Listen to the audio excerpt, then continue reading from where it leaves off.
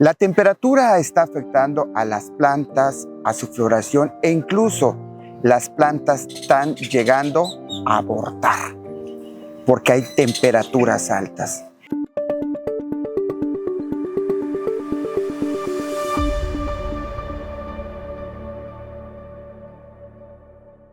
Pero esto nos los va a explicar el experto, nos los va a explicar el doctor René Garruña Hernández, profesor investigador y responsable del Laboratorio de Fisiología Vegetal, en donde aquí en el Tecnológico Nacional de México, Campus Concal.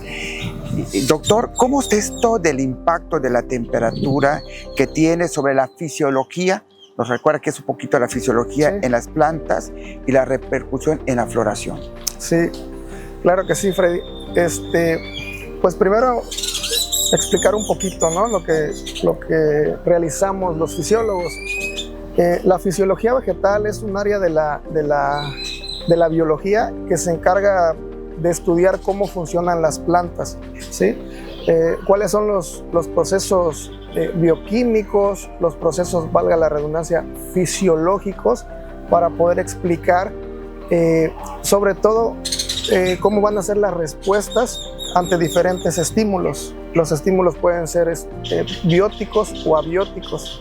¿Esto qué significa? Bióticos es cuando hay presencia, por ejemplo, de plagas o de alguna enfermedad, y bióticos cuando podemos observar el efecto del viento, de la temperatura, de la precipitación sobre la planta. Entonces la fisiología nos va a dar las respuestas de la planta ante este tipo de estímulos. Lo del cambio climático no es algo nuevo, es algo que se viene observando desde mucho tiempo atrás.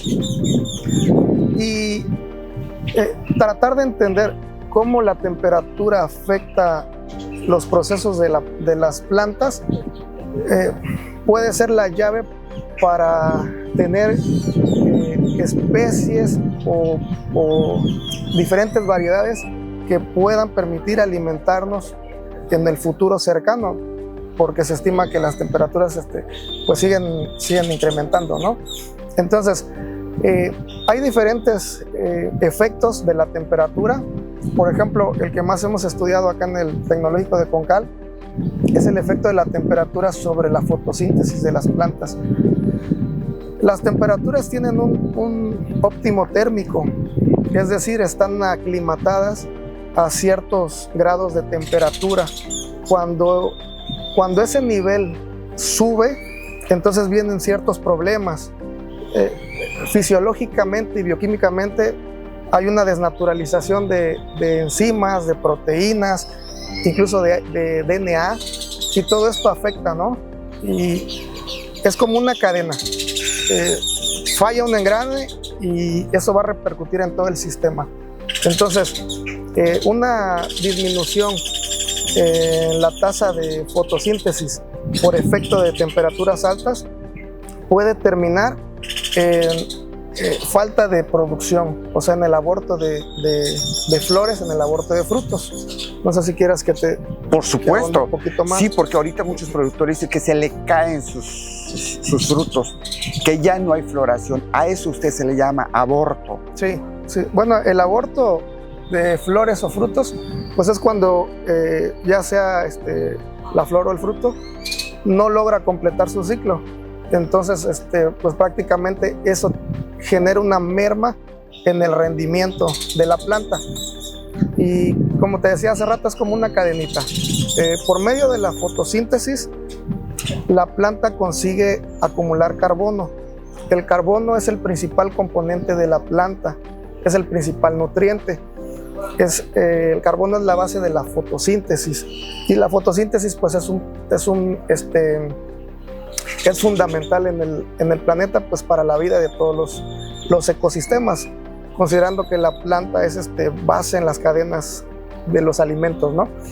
Entonces imagínate, la planta no puede acumular carbono.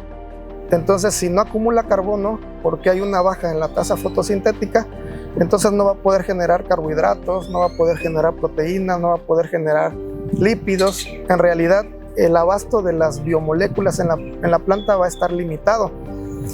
Si la planta no cuenta con todas estas biomoléculas, entonces no va a poder continuar sus procesos.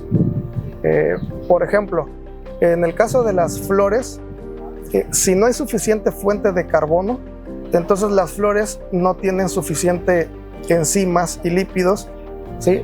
El caso específico de los granos de polen. Hemos observado acá por diversos estudios que hemos realizado que cuando incrementamos la temperatura en ciertas hortalizas, que es con lo que más hemos trabajado, se incrementa la temperatura del aire, entonces la tasa fotosintética baja. Eso hace que los granos de polen no sean viables.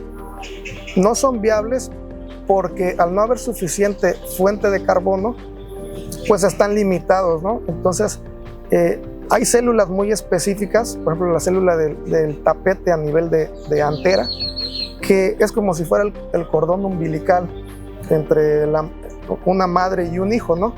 Esa célula lo que hace es mandar nutrientes a los granos de polen.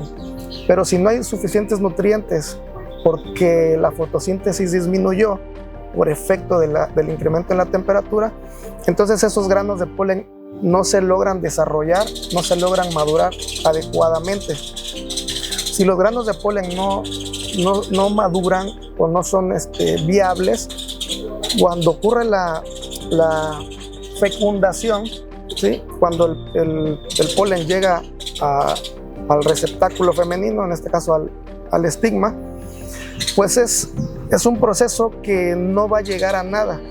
Entonces no va a haber una buena formación de flor y por lo tanto no va a haber una buena formación de fruto. La planta lo que hace es, por medio de hormonas, tratar de desarrollar el fruto a pesar de que no haya buena fecundación por falta de viabilidad en el polen. Sin embargo, a la larga, lo más probable es que ese fruto aborte, si no es que abortó antes la flor. Bueno, ¿qué impacto tiene la temperatura, ahora sí, en las plantas, ¿no? En sus ciclos de crecimiento, de floración, de fructificación. Sí, fíjate que es una pregunta bien interesante. A nivel biológico, la temperatura afecta, me atrevo a decir que todos los procesos. Y en las plantas, nosotros hemos observado que la fenología es uno de los principales procesos afectados por el incremento de la temperatura. En los estudios que hemos realizado, la fenología generalmente se vuelve a tiempos más cortos. Bueno, primero definir que la fenología son los tiempos de la planta, ¿no? Claro. Son los ritmos biológicos. O sea, a qué edad va a empezar a florecer, a qué edad va a empezar a producir frutos, a qué edad comienza la senescencia. Esos son los ritmos biológicos, eso es la fenología de la planta. Entonces, la temperatura afecta gravemente estos ritmos. Nosotros hemos observado en diversos estudios que estos ritmos se acortan. Entonces, ¿qué significa? Por ejemplo, si una hortaliza, estamos hablando, no sé, de una planta de tomate, generalmente tarda en llegar a la floración 80 días después de la siembra, posiblemente al incrementar la temperatura, en lugar de 80 días, va a llegar a los 70, 72, ¿sí? O sea, se aceleran los tiempos, más que nada. ¿Y el fruto es bueno? De alguna manera, muchos podrían decir, pues es mejor producir más rápido. Pero una cosa es que se acortan los tiempos y otra cosa es el efecto de la temperatura sobre la flor y sobre el fruto, que es lo que te comentaba hace un momento, ¿no? Entonces, ¿de qué me sirve que una planta produzca flores más rápido si esas flores no van a ser viables? Si esas flores no van a llegar a ser frutos de buena calidad. Es bien interesante el mecanismo que utilizan las plantas para poder regular primero su temperatura y luego cómo esa temperatura impacta en su entorno. Las plantas regulan su temperatura, sobre todo cuando estamos hablando de temperaturas altas como la región región en la que vivimos, por medio de la transpiración, ¿sí? Cuando las plantas tienen suficiente humedad en el sustrato, esa humedad es llevada hacia la atmósfera por medio de todo lo que es el sistema de la planta.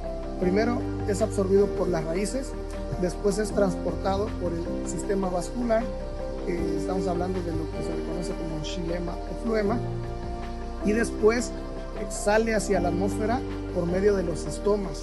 ¿Dónde se encuentran los estomas? Se encuentran en la hoja. Generalmente los estomas funcionales se encuentran en lo que es la parte de abajo de la hoja, que se le conoce como embés. Entonces, la hoja abre esos estomas, que en realidad son unos poros microscópicos, y por medio de ahí salen las moléculas de agua. Eso hace que la planta funcione como si fuera un radiador, ¿sí? Así como los automóviles traen un radiador y sirve para enfriar el motor, algo podría ser similar, porque las plantas llevan el agua del subsuelo hacia la atmósfera por medio de todo lo que es el sistema vascular. De esa manera sirve para que puedan regular su temperatura. Por ejemplo, si en la atmósfera tenemos temperaturas de 37, 38 grados centígrados del aire, la hoja generalmente va a tener 31, 32, va a estar 3, 4 o hasta 5 grados por debajo de la temperatura del aire. De esa manera pueden regular su temperatura. Cuando sumamos una hoja, más otra hoja, más otra hoja, después todas las hojas de un árbol y luego muchos árboles, entonces toda esa humedad que se está generando, que está siendo transportada del subsuelo hacia la atmósfera, entonces ahí es donde hay un cambio en el ambiente. De esa manera, si nosotros tenemos áreas verdes o parques con muchos árboles, de esa manera podemos influir en el ambiente que circunda, ¿verdad?